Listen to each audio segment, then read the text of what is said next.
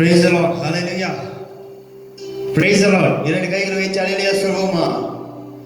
தேவன் நல்ல நாளை கொடுத்திருக்கிறார். ஒரே குடும்பமாய் இந்த ஞாயிற்றுக்கிழமை ஆராதனையில உங்களை பார்ப்பதுல மிகவும் சந்தோஷம். எத்தனை பேர் சந்தோஷமா இருக்கீங்க? இரண்டு கைகளை வைத்து ஹalleluya சொல்வோமா? ஹalleluya. இயேசு இயேசு நல்லவர் சொல்லுங்க. இயேசு தேவன் ரொம்ப நல்லவராய் இருக்கிறார். இந்த நல்ல நாளை தேவன் நமக்கு தந்திருக்கிறார். அந்த தேவனுக்கு நாம் நன்றி உள்ளவர்களா இருக்க வேண்டும். இந்த ஆன்லைன்ல இருக்கிற உங்கள் ஒவ்வொருவரையும் இயேசு ஆசீர்வதிப்பாராக. இந்த நாள் ஆராதனைக்குள்ளாக கலந்து கொள்ள போகிறோம். இந்த ஆராதனையை நடத்தும்படியாக சிஸ்டர் ஜெரிஷா அவர்களை கரங்களை தட்டி நம்ம என்பாக அழைக்கிறோம். ஹல்லேலூயா ஹல்லேலூயா. இயேசு ரொம்ப நல்லவராய் இருக்கிறார். நம்ம இந்த நாள் ஆராதனைக்குள்ளாக கடந்து செல்வோமாக. அன்பமரக்கும் நினைத்து நண்ப தகப்பன் இந்த அருமையான ராத்திரி வேலையில எல்லாரையும் ஒரே குடும்பமாய் ஆண்டவரைய கூட்டி சேர்ந்த கிருபைகளுக்காக நன்றி செலுத்துகிறோம். நிறைய முறை நாங்கள் வரவேற்கிறோம். உம்முடைய பிரசன்னத்தை நாங்கள் வரவேற்கிறோம். உம்முடைய வல்லமையை நாங்கள் வரவேற்கிறோம். ஆண்டவரே, எங்கெல்லாம் 2-3 பேர் நாமத்தில் கூடினாலும் அங்கெல்லாம் வாசம் செய்வேன் என்று சொன்னவரே நாங்கள் வரவேற்கிறோம். ஏல்ஷடாய் நாமமுடைய வரமே நாங்கள் வரவேற்கிறோம். உம்முடைய வல்லமை இந்த மச்சில கடந்து வருவதாக, உம்முடைய பிரசன்னம் இந்த மச்சில கடந்து வருவதாக அப்பா. ஹல்லேலூயா ஹல்லேலூயா ஹல்லேலூயா ஹல்லேலூயா. நீ நல்லவர் ஆண்டவரே, நீ வல்லவர் அப்பா. சிங்காசனத்துல வீட்டிருக்கிற எங்கள் பரிசுத்த ஆவியானவரே, உம்மை நாங்கள் வரவேற்கிறோம் ஆண்டவரே. இதுவரை எங்களை நடத்தினவரே, இதுவரை எங்களை பாதுகாத்தவரே அப்பா. ஹல்லேலூயா ஹல்லேலூயா. நாங்கள் வரவேற்கிறோம் வரவேற்கிறோம். ஹல்லேலூயா ஹல்லேலூயா. நாங்கள் வரவேற்கிறோம் பரிசுத்த ஆவியானவரே. இதுவரை நடத்தி குறைவின்றி காத்து மதினை தந்தீரை நன்றி ஐயா. இதுவரை நடத்தி குறைவின்றி காத்து மகிழ்வை தந்தீரை நன்றி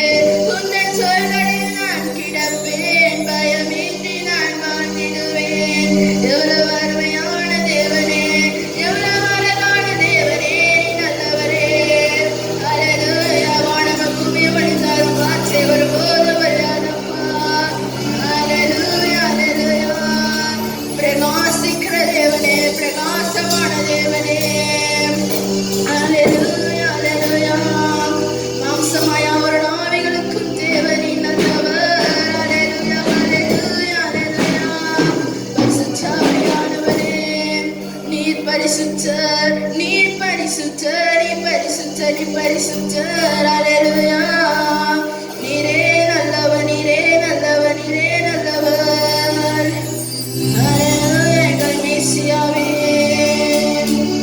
ஹalleluya தூக்கி சுமப்பீரே வாழ்நாளெல்லாம் தூக்கி சுமப்பீரே வாழ்நாளெல்லாம்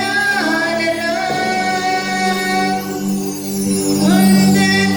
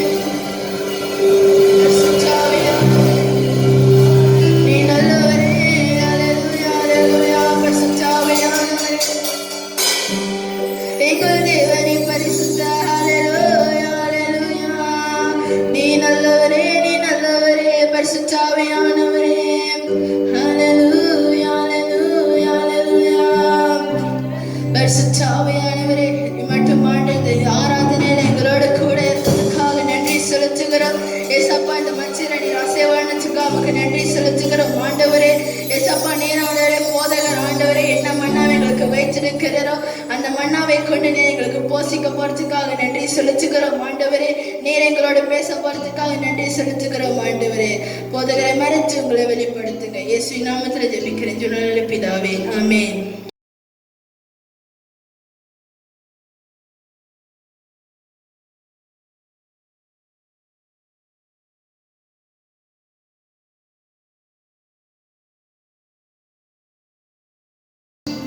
Praise the Lord, DIT family members.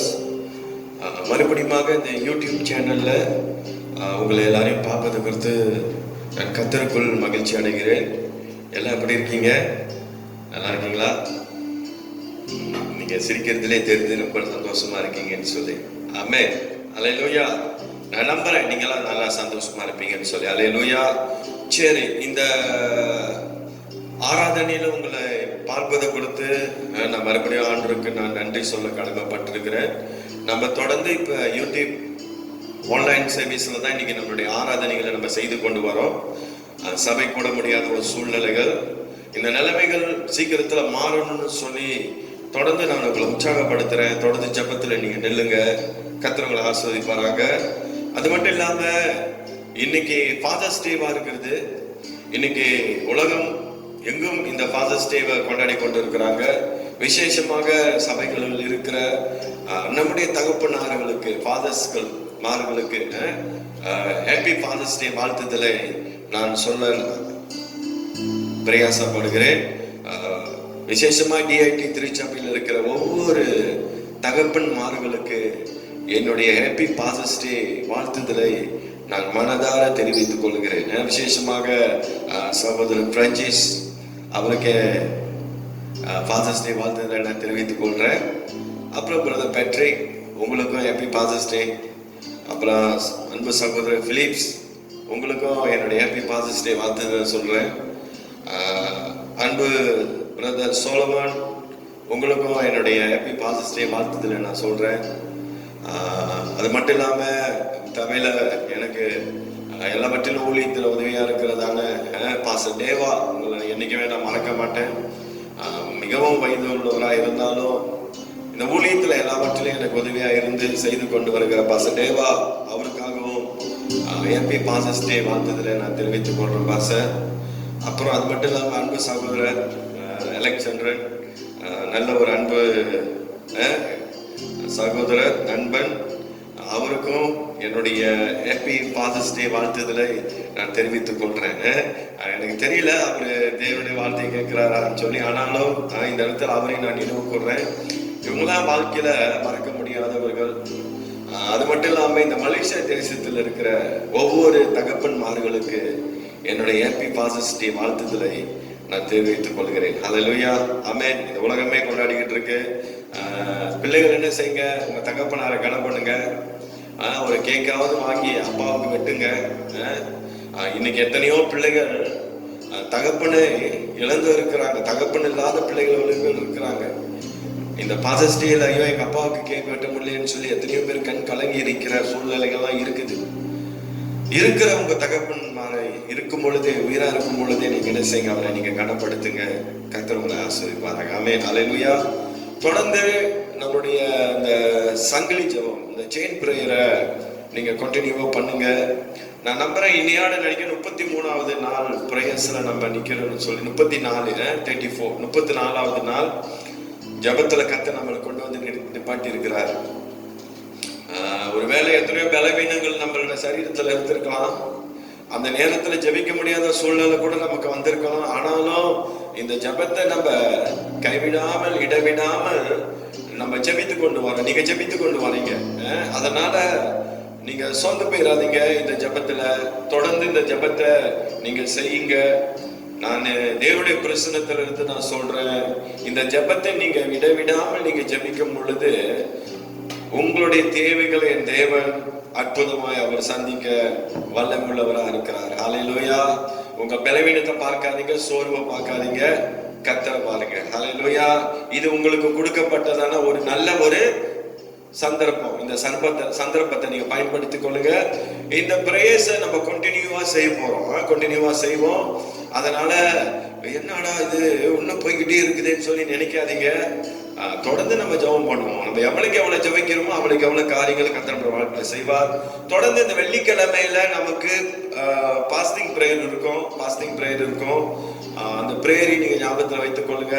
அந்த டைமை நம்ம கொஞ்சம் சுருக்கி இருக்கிறோம். நம்ம விசேஷமாக இந்த வெள்ளிக்கிழமை உபவாச ஜபத்தை வந்து நம்ம இரவு மணி 12 இருந்து மத்தியானம் மணி 4 மணிக்கு அந்த ஜபத்தை நம்ம ஆரம்பிச்சு 5 மணிக்கு முடிக்கணும். 1 மணி நேரம் தான் நம்ம என்ன செய்யறோம், உட்காந்து ஜபிக்க போறோம். எதுக்காக?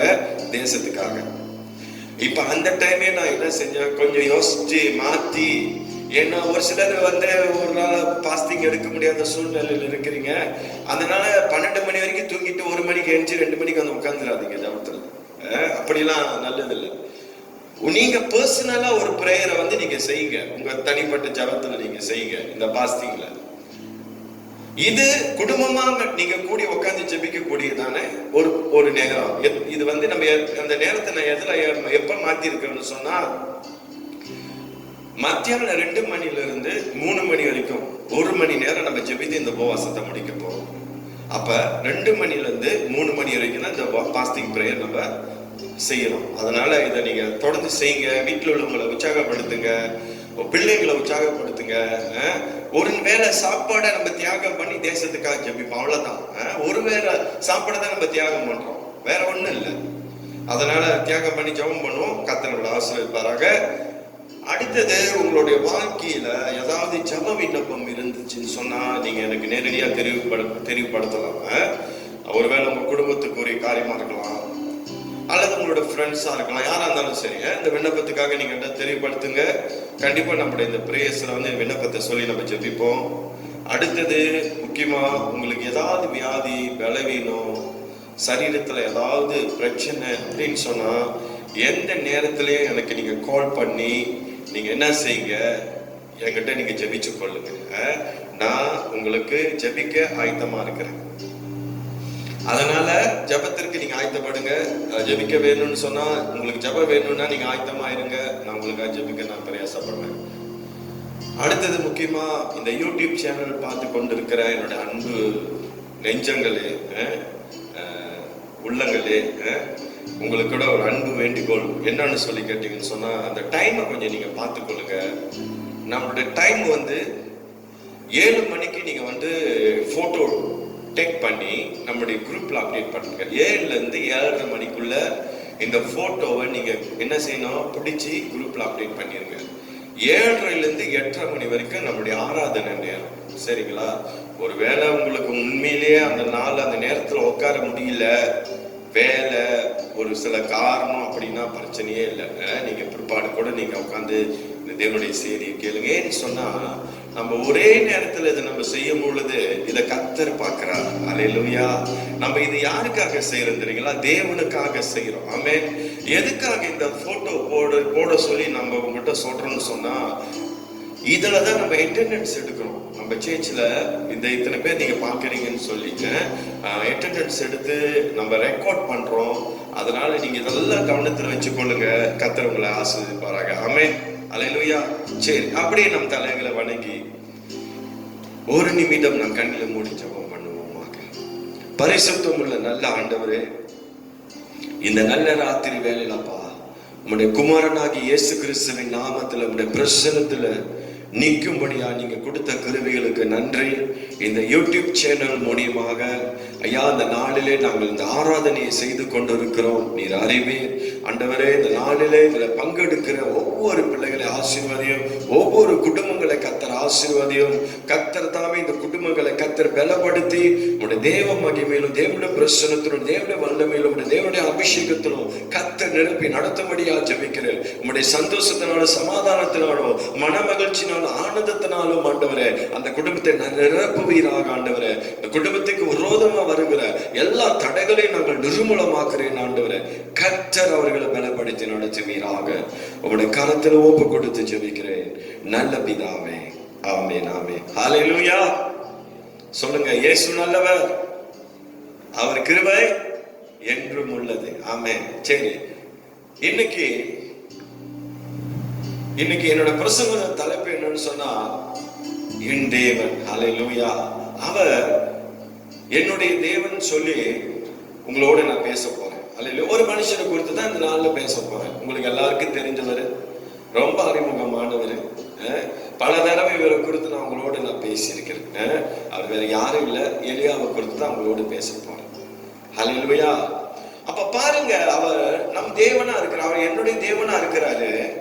அவர் சொல்றாரு, நான் உன்னுடைய வாழ்க்கையில இருந்து பெரிய காரியத்தை வாழ்க்கையில செய்ய போறது சொல்றாரு.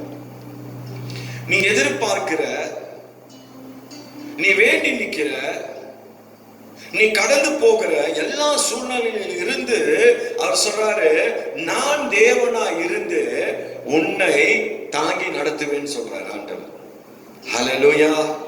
அப்ப ஆண்டவர் சொல்ற, நான் உன்னோடு கூட இருக்கிறேன்னு சொல்றாரு. நீ எதை குறித்து நீ பயப்படாத. இந்த நல்ல ராத்திரி வேளை ஆவியாளர்களை பார்த்து சொல்கிற ஒரு வார்த்தை என்னன்னு சொன்னா, நீ எதை குறித்தும் பயப்படாத, எதை குறித்து நீ கலங்காத. அவர் சொல்றாரு, நான் உன் தேவன் அப்படின்னு சொல்றாரு. ஹல்லேலூயா. அப்ப அவர் சொல்றாரு, நான் உன்னோட கூட இருக்கிறேன். எந்த சூழ்நிலையிலும் அவர் சொல்றாரு, உன்னை நான் கைவிட மாட்டேன்னு சொல்றாரு. உன்னை விட்டு விலகுவதும் இல்லை, உன்னை கைவிடுவதும் இல்லை கர்த்தர் சொல்றாரு. அதே போல கர்த்தர் இந்த சூழ்நிலைகளில, இந்த கோவிட் காலங்களில கர்த்தர் நம்மளை பாதுகாத்து அவர் வழி நடத்த அவர் வல்லமுள்ள தேவனா இருக்கிறார். ஹல்லேலூயா. அதனால நமக்குள்ள இருக்கிற வருகிற எல்லா பயங்களை நம்ம என்ன செய்வோம், பயன் பண்ணி ஜெபம் பண்ணுவோம் இயேசுவின் நாமத்துல. ஒருவேளை உங்களோட சரீரத்துல பலவீனம் வருதா, சோர்வுகள் வருதா, வியாதிகள் வருதா, அந்த பலவீனங்கள் வியாதிகளை எல்லாம் இயேசுவின் நாமத்துல நீங்க கடிந்து கொள்ளுங்க. ஆண்டவர் சுகப்படுத்த அவர் வல்லமுள்ள தேவனா இருக்கிறார். ஹல்லேலூயா. அதனால ஆண்டவர் சொல்றாரு, இன்னைக்கு உன்னை பார்த்து நீ எதை குறித்து நீ பயப்படாதன்றார். ஹல்லேலூயா. என்று சொன்னா, நான் உன் தேவன் அப்படின்னு சொல்றாரு. ஹல்லேலூயா.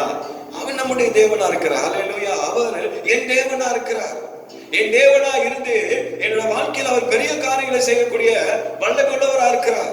ஹல்லேலூயா. எடுத்துக்கொள்ளுங்க, 1 ராஜாக்களின் புஸ்தகம் 17வது அதிகாரம் 1வது வசனத்தை வாசிங்களேன். கீலேயத்தின் குடிகளிலே திஸ்பியனாகிய எலியா ஆகாபை நோக்கி, பாருங்க, எலியா ஆகாபை நோக்கி, என் வாக்கின்படியே அன்றி இந்த வருஷங்களிலே பனியும் மழையும் பெய்யாதிருக்கும் என்று இஸ்ரவேலின் தேவனாகிய கர்த்தருக்கு முன்பாக நிற்கிற நான் அவருடைய ஜீவனை கொண்டு சொல்லுகிறேன் என்றார். ஹல்லேலூயா. பிரியமான கர்த்தருடைய பிள்ளையே, ஆகாப் யாருன்னு சொல்லி கேட்டீங்கன்னா, ஆகாப் ராஜா. எலியா யாருன்னு சொல்லி கேட்டீங்கன்னா, எலியா ஒரு தீர்க்கதரிசி, தேவனுடைய மனுஷன். ஏன் தெரியுங்களா? எலியாவின் தேவன் நம் தேவன். எலியாவின் தேவன் அவர் வல்லமை உள்ளவர். எலியாவின் தேவன் அவர் அற்புதங்களை செய்கிறவர். எலியாவின் தேவன் அவர் இப்படிப்பட்ட சொன்னீங்கன்னா மகா மகிமையானவர் என்று சொல்லலாம். அப்ப பாருங்க, ஆகாப நோக்கி சொல்றாரு, இந்த வருஷத்துல என்ன சொல்றாரு, பனியும் மழையும் பெய்யாது இருக்கும் என்று இஸ்ரவேலின் தேவனாகிய கர்த்தருக்கு முன்பாக நிக்கிற நான் அப்படின்னு சொல்றான். ஹல்லேலூயா. சொல்றான், அவருடைய ஜீவனை கொண்டு சொல்றீங்க அப்படின்னு சொல்றான். ஹல்லேலூயா. எவ்வளவு ஒரு அதிகாரத்தை அந்த இடத்துல எலியா பேசுகிறத நம்ம பார்க்கிறோம். ஹல்லேலூயா. அந்த அதிகாரத்தை கர்த்தர் இன்னைக்கு நம்முடைய வாழ்க்கையில எதிர்பார்க்கிறாருங்க. ஏன் தெரியுங்களா? எலியாவுக்கு தெரியும் எலியா ஆராதிக்கிற தேவன் எப்படியாப்பட்டவர்னு சொல்லி. அவனுக்கு தெரியும் அவர் சர்வ வல்லமை உள்ள தேவன், அவர் அற்புதங்களை செய்கிறவன் சொல்லி அவருக்கு தெரியும்.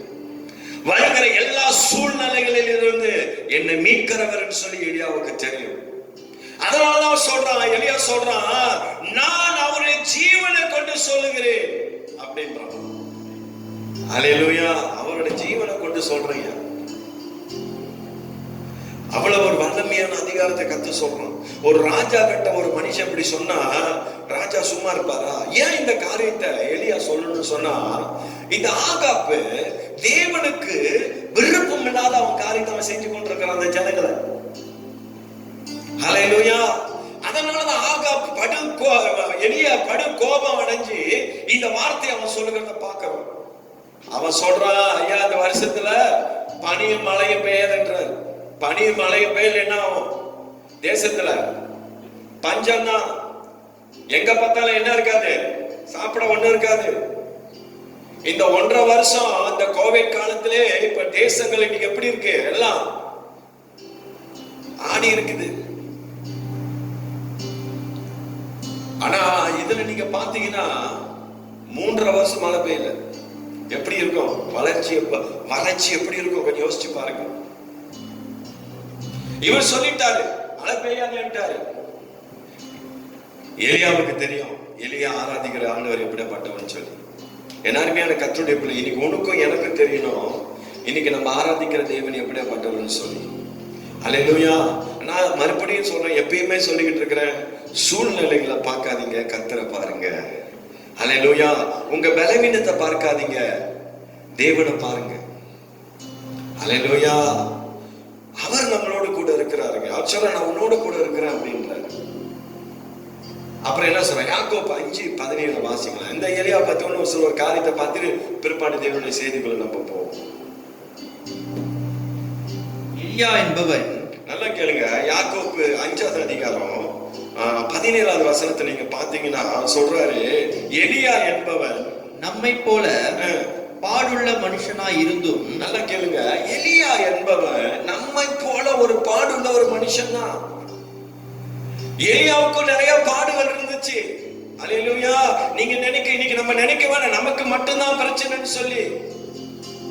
இன்னைக்கு எலியா ஒரு பெரிய தீர்க்கதரிசியா இருந்தும் எலியாவுக்குள்ள பாடுகள் இருந்துச்சா? எலியாவை குறித்து நீங்க கேட்கும் பொழுது, எலியா என்பவன் நம்மை போல பாடுள்ள ஒரு மனுஷனா இருந்தும் அங்கதான் நம்ம பார்க்க வேண்டிய ஒரு விஷயம். அவன் ஒரு பாடுள்ள ஒரு மனுஷனா இருந்து கூட, வாசிங்க அடுத்தது, மழை பெய்யாத படிக்கு. நல்லா கேளுங்க, மழை பெய்யாத படிக்கு கருத்தாய் ஜெபம் பண்ணினான். எலியா எப்படி ஜெபிச்சாரா? கருத்தாய் ஜெபம் பண்ணாரா? அவன் ஒரு பாடுள்ள ஒரு மனுஷனா இருந்து கூட ஆண்டுடைய சமூகத்துல மழை பெய்யாத படிக்கு கருத்தாய் தேவனுடைய சமூகத்துல ஜெபம் பண்றாரு. ஐயா, இன்னைக்கு நம்மளுடைய ஜெபங்களை கேட்கிற தேவன் நம் தேவன். ஹல்லேலூயா. இன்னைக்கு நம்ம ஜெபிக்கும் பொழுது அந்த ஜெபத்துல என்ன இருக்கணும்? கருத்தா ஜெபிக்கணும். ஹல்லேலூயா. இன்னைக்கு நம்ம ஜெபிக்கிற ஜெபத்துல இன்னைக்கு நமக்கே ஒரு கன்ஃபர்மேஷன் இருக்கணும். என் ஜெபத்துல கர்த்தர் ஏதோ ஒரு அற்புதத்தை செய்ய போறான்னு சொல்லி. இன்னைக்கு நீ ஜெபிக்கிற தெரியுமா, அந்த ஜெபத்திலே கர்த்தர் உனக்கு ஒரு கன்ஃபர்மேஷன் கொடுப்பாரு, ஒரு உறுதியை கொடுப்பாரு. இன்னைக்கு நம்ம போயிட்டு கடமைக்காக உட்கார்ந்து ஜெபிக்க கூடாது. ஐயா, இன்னைக்கு கடமைக்காக ஜெபிக்கிற ஜெபம் எந்த விதத்துல நம்மளோட வாழ்க்கைக்கு பிரயோஜனமா இருக்காது. அது தேசத்துக்கும் பிரயோஜனமா இருக்காது, அது சபைக்கும் பிரயோஜனமா இருக்காது, அது உனக்கும் பிரயோஜனமா இருக்காது. ஹல்லேலூயா. ஏன் தெரியுமா? இன்னைக்கு நம்ம பேசுகிறது யாரு தெரியுங்களா? ராஜாதி ராஜா, அவர் தேவாதி தேவன், அவர் கர்த்தாதி கர்த்தர், அவர் சர்வ வல்லமையுள்ள தேவனுடைய பிரசன்னத்திலிருந்து நம்ம என்ன செய்யறோம்? ஜெபிக்கிறோம். அப்ப அவரை எப்படி நம்ம கனப்படுத்தணும்? அப்ப எலியா என்பவன் பாடுள்ள ஒரு மனுஷனா இருந்தும் மழை பெய்யாத இருக்கும்படி அவன் என்ன செய்யறான்? கருத்தா ஜெபம் பண்ணானா? ஹல்லேலூயா. இன்னைக்கு அநேக வேளை நம்ம என்ன செய்யறோம்? நம்மளோட பலவீனத்தை பார்க்கிறோம், நம்ம சோர்வை பார்க்கிறோம். சில நேரத்துல நம்ம என்ன செய்யறோம்? நம்முடைய ஜெபங்களை நம்ம என்ன செய்ய முடியல, ஜெபிக்க முடியாத ஒரு சூழ்நிலை வந்துருது. இதெல்லாம் கர்த்தர் பார்க்கிறாரு. அப்புறம் என்ன நடக்குது? கருத்தா ஜெபிச்சு அப்பொழுது 3 வருஷமும், நல்லா கேளுங்க, 3 வருஷமும் 6 மாதமும் பூமியின் மேல் மழை பெய்யவில்லை. எவ்வளவு ஒரு வல்லமையான ஒரு மனுஷன், பாடுள்ள மனுஷன் எலியா. நம்ம போல ஒரு பாடுள்ள ஒரு மனுஷன். ஜெபித்த எலியா ஜெபிச்ச ஜெபத்திற்கு கர்த்தர் என்ன செஞ்சாரு? மழைய நிப்பாட்டினாரு. 3 வருஷம் 6 மாசம் அங்க மழையே பெய்யல. அல்லேலூயா. கர்த்தர் சர்வ வல்லமை உள்ள தேவன். ஆமென். அல்லேலூயா. அப்ப எலியாவோட வாழ்க்கையில பார்க்கும் பொழுது எலியா எப்பயுமே எலியா என் தேவன் அப்படின்னு சொல்லி அவன் ஆண்டவரையே சார்ந்திருந்தான்னு சொல்லி பார்க்கிறோம். அப்ப ஆண்டவரையே எலியா சார்ந்து இருந்ததுனாலதான் எலியாவோடு தேவன் இருந்தாருன்னு சொல்லி நம்ம பார்க்கிறோம். அதான் பாடுறோம் தெரியுங்களா? எலியாவின் தேவன் நம் தேவன். ஹல்லேலூயா. அவர் வல்லபெரு காரியங்களை செய்கிறவர் சொல்லி. ஒன்னாவது காரியம் எலியாவை குறித்து நான் பேச போறது, தேவனுடைய வசனத்திற்கு அவன் கீழ்ப்படித்தவன். ஐயா, இன்னைக்கு உன்னோட வாழ்க்கையில இன்னைக்கு ஆண்டவர் எலியாவை போல ஜெபத்தை உன் வாழ்க்கையினுடைய ஜெபத்தை கேட்கணும்னு சொன்னா இன்னைக்கு நம்முடைய வாழ்க்கையில கீழ்ப்படிதல் ரொம்ப முக்கியம். அப்ப எலியா வசனத்திற்கு அவன் என்ன செஞ்சான்? தன்னை ஒப்பு கொடுத்தான்னு சொல்லி வேதத்துல பார்க்கணும். வசனம் என்ன சொல்லுதோ அததான் எலியா செஞ்சாரு. இன்னைக்கு நிறைய கர்த்தருடைய பிள்ளைகள் நம்ம என்ன செய்யறது இல்ல, ஆண்டவருடைய வசனத்துக்கு நம்ம என்ன செய்யறது இல்ல, கீழ்ப்படியறது இல்ல. நல்லா கேளுங்க, கீழ்ப்படிதல் ஒரு மனுஷனுக்குள் இல்லைன்னு சொன்னா உயர்வு வராது. ஆமே. யாரா இருந்தாலும் சரி, ஒருவேளை ஊழியக்காரனா இருந்தாலும் சரி, அந்த ஊழியக்காரன் தேவனுடைய வசனத்துக்கு கீழ்ப்படியும் பொழுது அந்த ஊழியக்காரனை கர்த்தர் உயர்த்துவார். ஆனா எலியாவோட வாழ்க்கையில நீங்க பாத்தீங்கன்னா ஏன் தெரியுங்களா? தேவனுடைய வசனத்துக்கு அவன் கீழ்ப்படிந்தவன் சொல்றோம். ஆண்டு என்ன சொல்றான் அதை தான் எலியா செஞ்சாரு.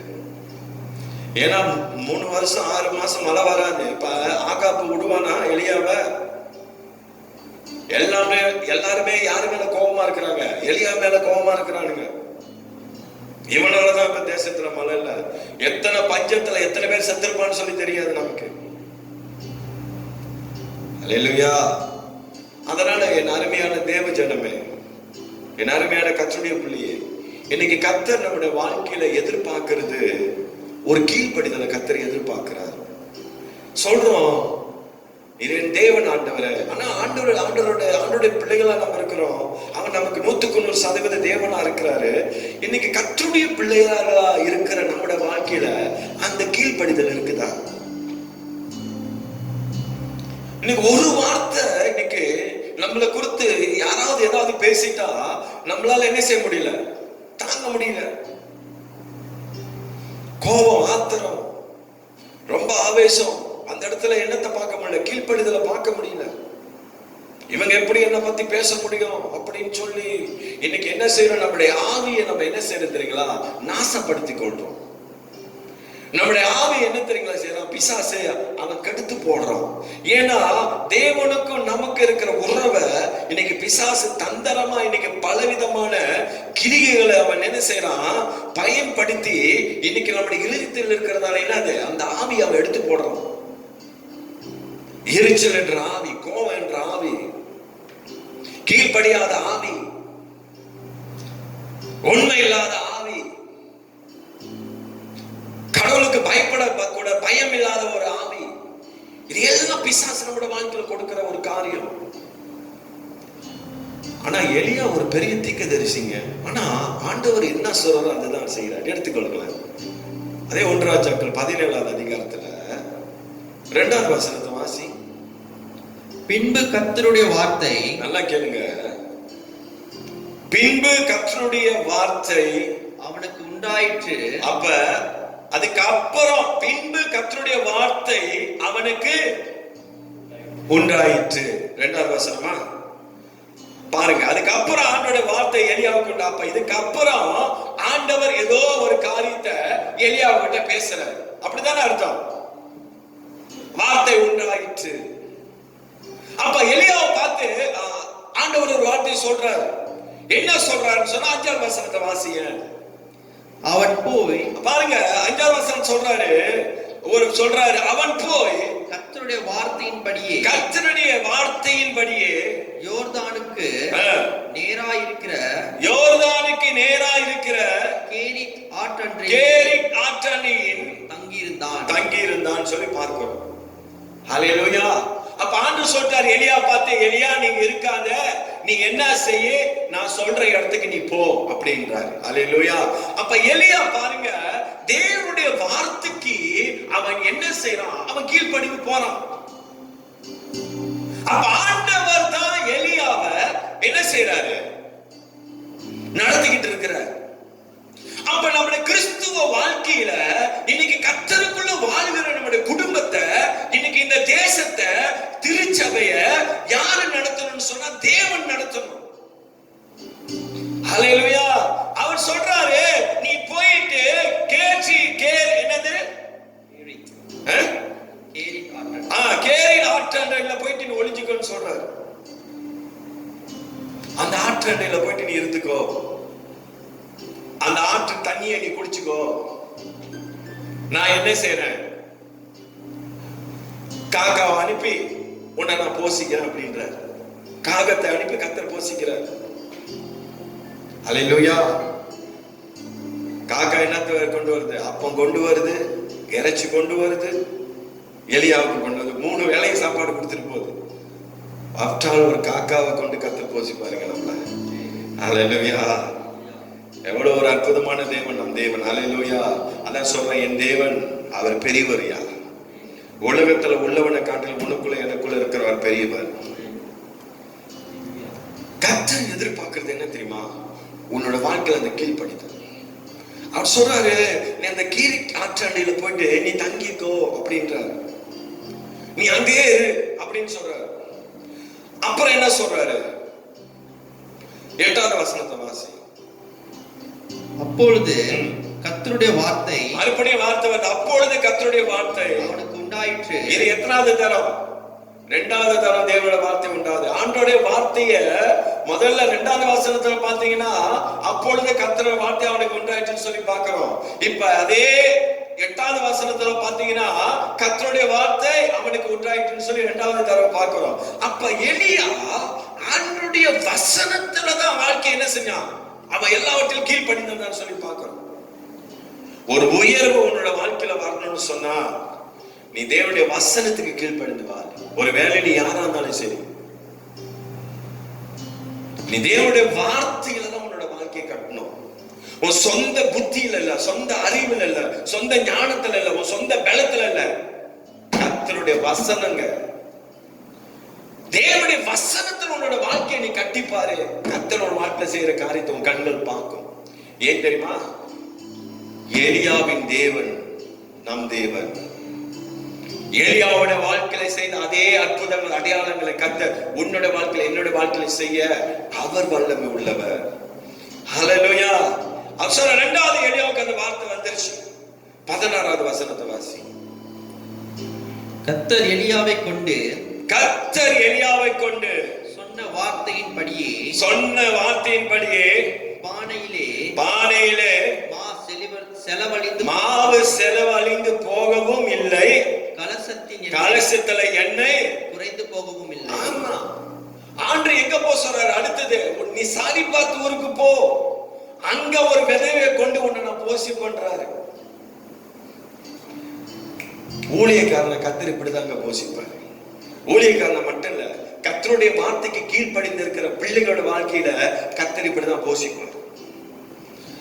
ஹலோ, பஞ்சங்க, சாப்பிட கூட வழி இல்ல, வறட்சி, குடிக்க கூட தண்ணி இல்ல, அந்த சூழ்நிலையில கர்த்தர் என்ன செய்யறாரு, எலியாவை போஷிக்கிறாருங்க. ஏன் தெரியுமா, அவன் தேவனுடைய வார்த்தைக்கு, தேவனுடைய வசனத்துக்கு கீழ்பட்டவனா இருந்தான். அப்ப இந்த வசனம் தான் இன்னைக்கு நம்மளோட வாழ்க்கையில கீழே கொண்டு வரும். இன்னைக்கு பாருங்க, ஒரு சிலரோட வாழ்க்கையில் அந்த கீழ்ப்படுதலை பார்க்க முடியாது. ஒரு எரிச்சலின் ஆவி எப்பயுமே அவங்க ஒரு மனுஷனுக்குள்ள இருந்து அது கிரிக்கை செஞ்சுக்கிட்டே இருக்கும். எதை பேசினாலும் ஒரு எரிச்சல், எது சொன்னாலும் அவங்களுக்கு ஒரு எரிச்சல், எதுவுமே நல்லதா எடுத்துக்கொள்ள முடியாது. உங்க வாழ்க்கையை நீங்க சோதிச்சு பாருங்க. ஆண்டவரே, உங்களுடைய வசனத்துக்கு நான் கீழ்ப்படிந்து வாழ்றேன்னா, இந்த வார்த்தை எனக்கு உண்மையிலே ஆண்டவரே என் வாழ்க்கையில கிரிகை செய்தா. ஹலோ, கிரிகை செய்யாத விசுவாசம் செத்ததுங்க. இன்னைக்கு நம்மட இந்த வசனம் நம்மட வாழ்க்கையில என்ன செய்யணும்? கிரியை செய்யணும். இன்னைக்கு பேசுகிற வசனங்கள், பேசுகிற தேவனுடைய வார்த்தை இன்னைக்கு உங்களுடைய இருதயத்துல என்ன செய்யணும்? அது கிரியை செய்யணும். இது தேவனுடைய வார்த்தை, இது ஜீவன் உள்ளது, உயிர் உள்ளது.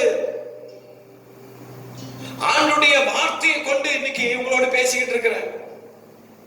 இந்த வசனத்துக்கு, இந்த வார்த்தைக்கு இந்த கீழ்ப்படிங்க. எலியா எல்லாவற்றிலும் தேவனுக்கு கீழ்ப்படிதான். நீங்க அந்த வசனத்தை தொடர்ந்து படிச்சு பாருங்க. அந்த சாரி பார்த்த விதவை என்ன செய்யறா? விறகு பருக்கிறா. அவகிட்ட இருக்கிறத கொஞ்சம் மாவு தான், கொஞ்சம் எண்ணெய் தான். அவ சொல்றா, இதுதான் நமக்கு கடைசி சாப்பாடு, இதை செத்து சாப்பிட்டுட்டு நம்ம சாவ வேண்டியதான், ஜீவனை விட வேண்டியதான் சொல்லிக்கிட்டு இருக்கிறா. யாருகிட்ட? அவன் மகன் கிட்ட.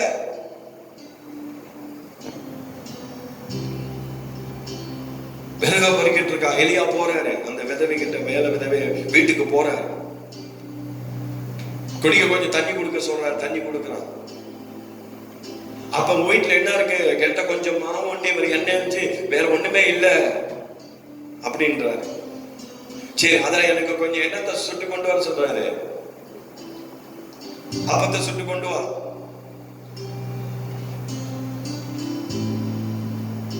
அந்த மனுஷி அதையும் பொருட்படுத்தாம எலியாவுக்கு என்ன செய்யறாங்க? அந்த ஆடையை சுட்டு கொண்டு வராங்க. சுட்டு வந்து கொண்டு எலியாவிட்ட கொடுக்குறாங்க. ஆனா அந்த வசனத்துல போட்டிருக்கு, பானையில என்னது? மாவு செலவு அழிந்து போகவும் இல்லை, களஞ்சியத்துல எண்ணெய் குறைந்து போகவும் இல்லையா. அல்லேலூயா. மாவு எடுக்கிறாங்க, திருப்பி வருது, எடுக்கிறாங்க, திருப்பி வருது, எடுக்கிறாங்க, திருப்பி வருது, எண்ணெயை ஊத்துறாங்க, திருப்பி அதுல எண்ணெய் வருது. எப்படி இருக்கும்?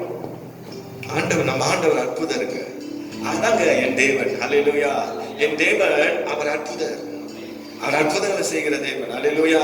உன்னை அவமானப்பட விட மாட்டாரியா, உன்னை வெக்கப்பட விட மாட்டாரியா, உன்னை கைவிட விட மாட்டாரியா. நீ என்ன திறமை செய்ய? தேவனுடைய வசனத்துக்கு கீழ்ப்படிந்து நடந்து பாரு. பிறகு ஆண்டவன் வாழ்க்கை செய்யற ஒரு காரியம் என்னன்னு சொல்லு. ஹல்லேலூயா.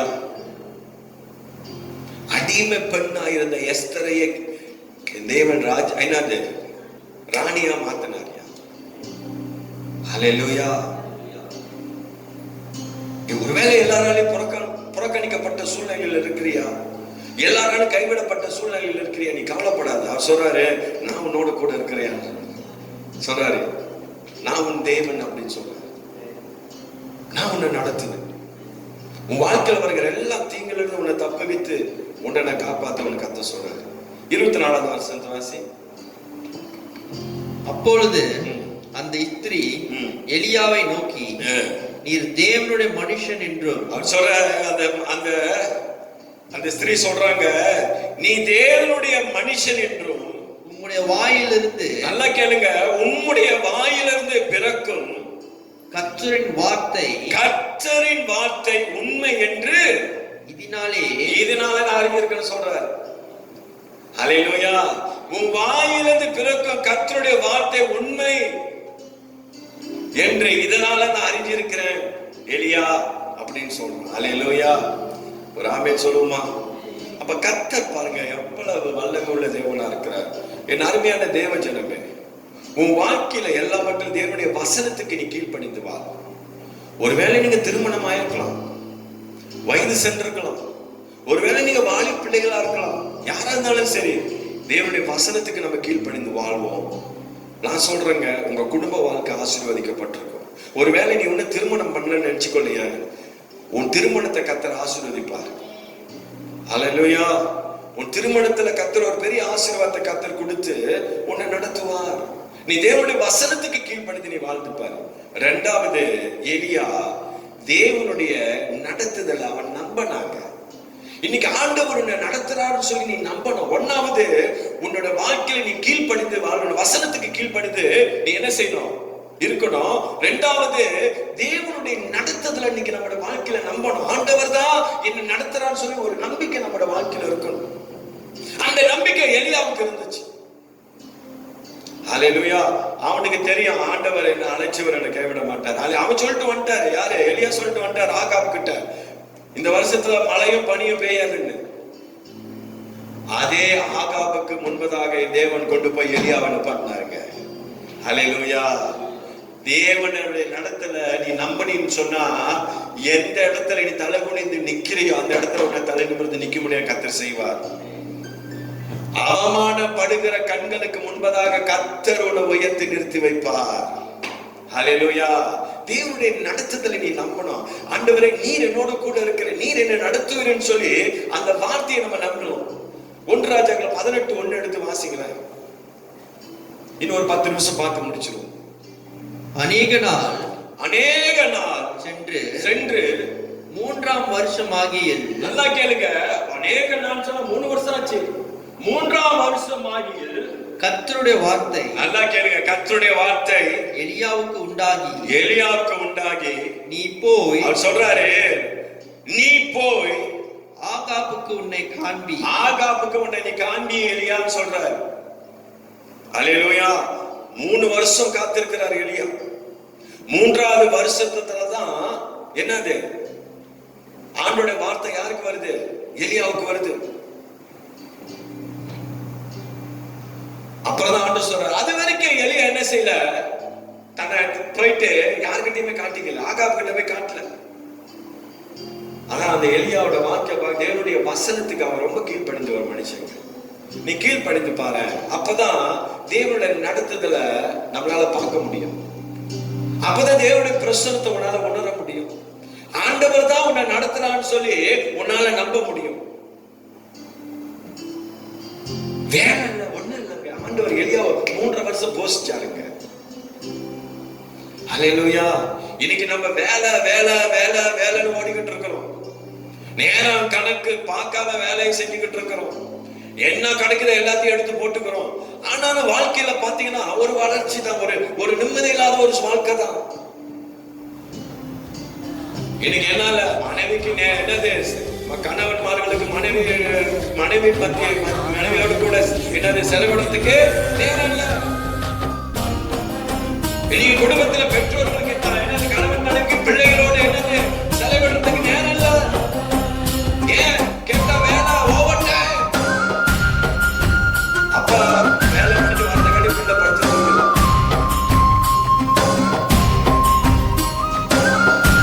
அந்த பிள்ளை எழுந்திருக்க அப்ப என்ன செய்ய வேலை, திரும்பி எழுச்சி வேலை போயிடலாம்.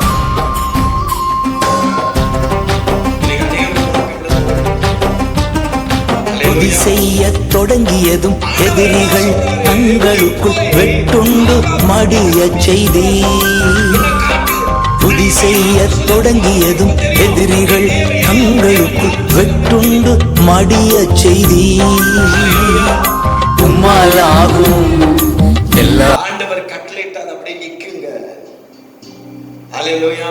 அதனால இஸ்ரவேல் ஜனங்க என்னது, அந்த வெயிலான நேரத்துல போகும் பொழுது என்னத்தை திரும்ப கொடுத்தாரு, மேக சம்பவத்தை கொடுத்தாரு. அப்ப மேக சம்பவம் சொல்லும் பொழுது இந்த வெயிலான நேரத்துல அந்த ஜனங்களுக்கு ஒரு மாதிரியான சிலுசிலுப்பான ஒரு காத்தை கத்தர் கொடுத்து ஒரு ஏர் கண்டிஷன்ல போற மாதிரி கத்தர் அந்த ஜனங்களுக்கு வழியை கொடுத்தாரு. ராத்திரி நேரத்துல, அந்த குளிரான நேரத்துல ஆண்டவர் அக்கினி சம்பவத்தை கட்டளையிட்டார். அல்லேலூயா. நல்ல குளிரான நேரத்துல ஒரு சூட்டு காத்து அப்படியே நம்ம மேல பட்ட அப்படி இருக்கும். அந்த அளவுக்கு கர்த்தர் அற்புதமா நடத்தினார். அல்லேலூயா. தேவனுடைய நடத்துதலை நம்புங்க உங்க வாழ்க்கையில. ஏன் ஆண்டவர் என்னை கைவிட்டான்னு சொல்லி வேதனைப்படாதீங்க. ஆண்டவர் உன்னை ஏதோ ஒரு விதத்துல உன்னை இன்னைக்கு நடத்திக்கிட்டு இருக்கிறாரு. அதை நினைச்சு சந்தோஷப்படு.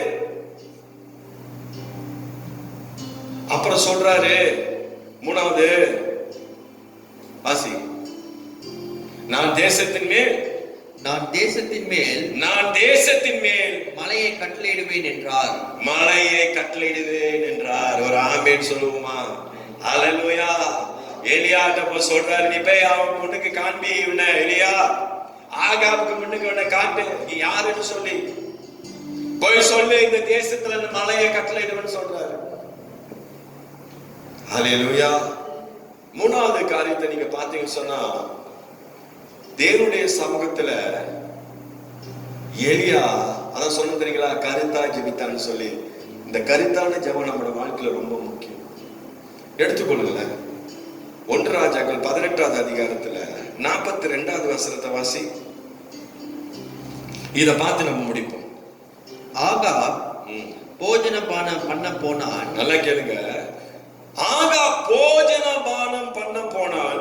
பின்பு எலியா கர்மேல் பர்வதத்தினுடைய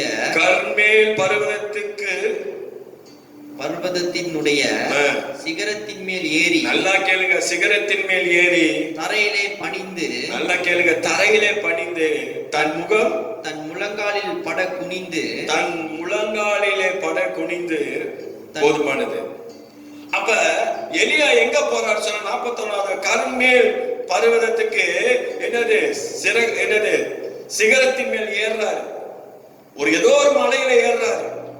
அந்த மலையில ஏறி அவர் என்ன தெரியுமா செய்றாரு? தரையிலே பணிந்து அப்புறம் சொல்றாரு தன் முழங்காலிலே பட குனிந்து அப்படின்னு சொன்னா முகக்குப்புற விழுந்து தன் முழங்கால அவர் என்ன செய்யறாரு? அப்படியே சமூகத்துல அப்படியே அமர்ந்து குனிந்து அந்த இடத்துல அவர் ஜெபித்துக் கொண்டு இருக்கிறத பார்க்கிறோம். ஐயா, இன்னைக்கு நம்முடைய தேவனுடைய சமூகத்துல இந்த கருத்தான ஜெபம் ரொம்ப முக்கியம். எதை குறித்து நம்ம ஜெபிக்கிறோம்னு சொல்லி ஒரு தெளிவு முதல்ல நமக்கு வரணும். ஒரு காரியத்துக்காக ஜெபிக்கிறோம்னு சொன்னா அந்த ஜெபத்துல கருத்தா ஜெபிக்கணும். அந்த ஜெபத்துல கர்த்தர் அந்த மகனுக்கு, ஒருவேளை அந்த சகோதரனுக்கோ அந்த சகோதரிக்கோ ஒரு அற்புதத்தை கர்த்தர் செஞ்சிருந்தது. அந்த விண்ணப்பம், அந்த ஜெபம் நம்மளோட ஜெபமா நினைச்சு செய்யணும். மத்தவங்களுக்கு சொல்லி நினைச்சு செய்யக்கூடாது. அது எனக்குன்னு சொல்லி நான் நினைச்சு செய்யும் பொழுது கர்த்தர் அந்த காரியத்தை செய்வார். அல்லேலூயா. அவன் சொல்றாரு, அவன் என்ன செய்யறான்? போயிட்டு ஜெபிக்கிறான். எலியா தரையில பணிந்து தன் முகம் தன் முழங்காலிலே பட குனிந்து. அல்லேலூயா. அவனோட முகம் முழங்கால பட குனிந்து. அப்ப அவனோட முகம் எங்க படுது? அவனோட முழங்கால படுது. அந்த அளவுக்கு குனிந்து அவ்வளவு ஒரு என்னது உருக்கத்தோட அவன் ஜெபிக்கிறத பார்க்கணும். கருத்தா ஜெபிக்கிறத பார்க்கணும். அடுத்தது 37வது வசனம். சாரி 43வது வசனம். தன் ஊழியக்காரனை நோக்கி சொல்றாரு, தன் ஊழியக்காரனை நோக்கி நீ போய் சமுத்திர முகமாய் பார் என்றான். அவன் போய் பார்த்து ஒன்றுமில்லை என்றான். ஒண்ணுமே இல்லைன்னு சொல்றான். நீ இன்னும் 7 தரம் போய் பார் என்றான். அவன் சொல்றான், மழை வரத்துக்கு ஏதாவது அடையாளம் இருக்கா சொல்லி அவனோட ஊழியக்காரன் அனுப்புறான். போய் பார்க்க சொல்றான். ஒண்ணுமே இல்லை. இன்னைக்கு இப்படிதான் நீங்க ஜெபிச்சுக்கிட்டு இருக்கிறோம். என்னோட அந்த கோவிட் காரியத்துக்கு இப்படி ஜெபிச்சுக்கிட்டு இருக்கோம், இன்னுமே நடக்க மாட்டேதே சொல்லி ஆண்டவர் சொல்ற நடக்குங்க. ஹல்லேலூயா. ஆண்டவர் சொன்னா நடக்கும். இந்த ஊழியக்காரனை பார்த்து எலியா சொன்னாரு, நீ போய் 7 தரம் பாரு அப்படின்றாரு. எத்தனை வாட்டி பார்க்க சொல்றாரு? 7 தரம் நீ போய் பாரு. அவன் போய் பார்க்கறான். ஒண்ணுமே இல்லை. போய் பார்க்கறான். 2வது போய் பார்க்கறான். ஒண்ணுமே இல்லை. எந்த விதமான அறிகுறியும் இல்லை. 7வது தடவை போய் பார்க்கறான். கையளவு மேகம் கருத்து வருகிறத அவன் பார்க்கறான். அல்லேலூயா. வாசியா. 7ஆம் தரம் போய் 7ஆம் தரம் இவன் இதோ சமுத்திரத்திலிருந்து ஒரு மனுஷனுடைய உள்ளங்கை அத்தனை சிறிய மேகம் எழும்புகிறது என்றான். அப்பொழுது அவன் நீ போய் ஆகாபை நோக்கி சொல்றாரு, நீ போய் ஆகாபை நோக்கி மழை உன்னை தடை செய்யாதபடி ரதத்தை பூட்டி போய்விடும் என்று சொல்றாரு. ரதத்தை பூட்டி அவனை போக சொல்லிடு. மழை அவனை தடை செய்யறதுக்குள்ள அவனை போய் சேர்ந்து சொல்லுன்றார். ஹல்லேலூயா. என் அருமையான கர்த்தருடைய பிள்ளையே, இன்னைக்கு நம்முடைய ஜெபங்களுக்கு அவர் பதில் கொடுக்கக்கூடிய தேவனா இருக்கிறார். ஹல்லேலூயா. 44 வாசிச்சியா இருக்கிறேன். அப்ப பாருங்க, அவன் அந்த ரதத்தை பூட்டி ஆகாப்பு வீடு போய் சேர்றதுக்குள்ள மழை வந்துருச்சுன்னு சொல்லி வேதத்துல நம்ம பார்க்கணும். அப்ப ஊழியக்காரனா இருந்தாலும் சரி, இன்னைக்கு ஜெபிக்கிற கர்த்தருடைய பிள்ளைகளா இருந்தாலும் நம்மளுடைய ஜெபங்களுக்கு நம் தேவன் நம்மளை கனப்படுத்தக்கூடியவரா இருக்கிறார். ஹல்லேலூயா. நான் நம்புறேன் கண்டிப்பா இந்த தேசத்துக்கு கர்த்தர் ஒரு பெரிய சேமத்தை கர்த்தர் கொடுப்பார். இன்னைக்கு அநேக காரியத்துக்காக நம்ம ஜெபித்து கொண்டிருக்கிறோம். நம்ம மட்டும் இல்ல, இந்த மலேசியா தேசத்துல இருக்கிற எத்தனையோ ஊழியர்கள், எத்தனையோ என்னது சபை மக்கள், எத்தனையோ விசுவாசிகள் இன்னைக்கு என்ன செஞ்சிருக்காங்க, இந்த தேசத்துக்காக ஜெபிச்சு கொண்டிருக்கிறாங்க. இந்த ஜெபத்திற்கு நிச்சயம் கர்த்தர் ஒரு பெரிய ஒரு காரியத்தை செய்வார். அல்லேலூயா. நம்ம நம்புவோம் ஒரு நாள் நிச்சயமா மறுபடியும் அந்த ஆராதனைகள் எல்லாம் திறக்கப்படும். அல்லேலூயா. முன்பு போல எல்லாம் மாறும் என்று சொல்லி நம்ம நம்புவோம். அல்லேலூயா. ஆனாலும் ஆண்டோட வருகையில நம்ம எல்லாம் ஆயத்தமா இருப்போம். ஆமென். நிச்சயம் ஆண்டு சீக்கிரம் வர போறாரு. இந்த பிரசங்கங்களை நம்ம ரசிக்கப்பட்டதான் கேட்டிருக்கிறோம். ஆனா இப்ப உண்மையிலே ஆண்டு சீக்கிரம் வர போறாரு. அல்லேலூயா. ஏன்னா இது கடைசி காலத்துல நம்ம வாழ்ந்து கொண்டிருக்கிறோம். இந்த காலத்துல உங்க வாழ்க்கையை நீங்க பிரயோஜனப்படுத்திக் கொள்ளுங்க. கர்த்தர் உங்களை ஆசீர்வதிப்பாராக. ஆமென். God bless you. எல்லாம் கண்ணுல மூடுவோம், ஜெபம் பண்ணுவோம். பரிசுத்தமுள்ள நல்ல ஆண்டவரே, இந்த நல்ல ராத்திரி வேளையில அப்பா, இந்த நாள்ல பேசப்பட்ட வார்த்தையின்படி ஆண்டவரே, நீர் எங்கள் தேவனார் இருக்கிறீர் என்று சொல்லி உமக்கு நாங்கள் நன்றி செலுத்துகிறோம் ஆண்டவரே. இந்த வார்த்தை உங்களுடைய பிள்ளைகளுடைய இருதயத்தை ஆண்டவரே தொடுபடியா ஜெபிக்கிறேன். கர்த்தர் தாமே ஒரு பெரிய ஒரு அசைவை கர்த்தர் இந்த நாட்களில உங்களுடைய பிள்ளைகள் வாழ்க்கையை நீ கொடுக்கும்படியா நான் ஜெபிக்கிறேன். வருகிற எல்லா தடைகளையும் நான் நிர்மூலமாக்குறேன். கட்டுகளை இயேசுவின் நாமத்தில் நான் அவிழ்க்கிறேன் ஆண்டவரே. விடுதலையும் ஜெயமும் வல்லமையும் ஒவ்வொரு குடும்பங்களை தாங்கும்படியா ஜெபிக்கிறேன். விசேஷமாக ஒவ்வொரு குடும்பத்துக்காக ஜெபிக்கிறேன். ஒவ்வொரு குடும்பங்களை கர்த்தர் பேர் பெற ஆசீர்வதித்து நீ நடத்துவீராக. இந்த நல்ல ராத்திரி வேளையில் அப்படியா எங்களை ஒப்பு கொடுக்கிறோம். எல்லா துதி கன மகிமைக்கு செலுத்துகிறோம். இயேசுவின் நாமத்துல ஒப்பு கொடுத்து ஜெபிக்கிறோம் எங்கள் நல்ல பிதாவே. ஆமென், ஆமென், ஆமென். Praise the Lord. DIT family members, நான் நம்புறேன் இந்த வார்த்தை கர்த்தர் உங்களோடு பேசியிருப்பார்னு சொல்லி தொடர்ந்து இந்த வார்த்தையை பிடித்துக் கொள்வோம். இந்த வார்த்தையில மட்டும் நம்ம வாழ்க்கையை கட்டுவோம். கர்த்தர் நம்மளை ஆசீர்வதிப்பாராக. ஆமென். அல்லேலூயா. அப்படியே கரங்களை வைத்துவோமா, ஒப்பு கொடுத்து ஜெபம் பண்ணுவோம். என் ஆத்துமாவே கர்த்தரை ஸ்தோத்திரி, என் முழு உள்ளமே அவருடைய பரிசுத்த நாமத்தை ஸ்தோத்திரி. என் ஆத்துமாவே கர்த்தரை ஸ்தோத்திரி, கர்த்தர் செய்த சகல உபகாரங்களின் நன்மைகளை மறவாதே.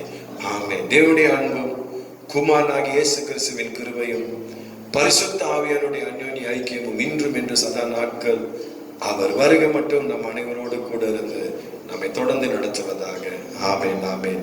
Price the Lord. ஒவ்வொரு தகப்பன்மார்களுக்கும் மறுபடியும் நான் சொல்றேன், ஹேப்பி ஃபாதர்ஸ் டே. கர்த்தர் உங்களை ஆசீர்வதிப்பாராக. God bless you. Bye.